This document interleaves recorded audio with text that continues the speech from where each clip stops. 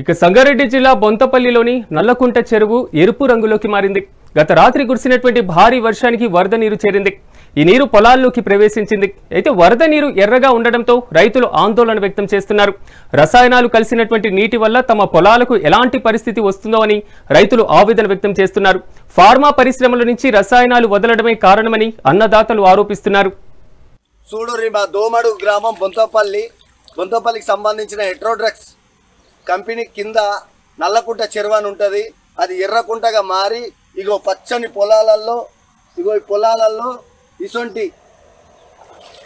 ఇసొంటి కలర్ నీళ్ళు ఇంత కెమికల్ వాసన వస్తుంది.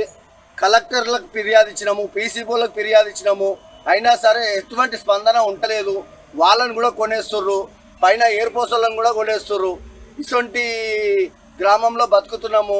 ప్రతి ఇంట్లో ప్రతి ఒక్కరికి 2 రోగాలు 3 రోగాలు ఉన్నాయి. కంపు వాసన చాలా ఎంత అంటే దరిద్రంగా వస్తుంది వాసన.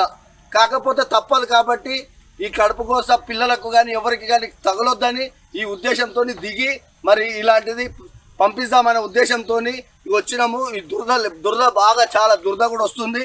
దయచేసి ఎక్కువ మాట్లాడలేకపోతున్నాం, ఎందుకంటే చాలా కంపుగా ఉంది, వాసన కూడా చాలా ఘోరంగా ఉంది. కాబట్టి దయచేసి ఈ కలెక్టర్లకు వీళ్ళకి అందరికీ చూసి గమనించగలరని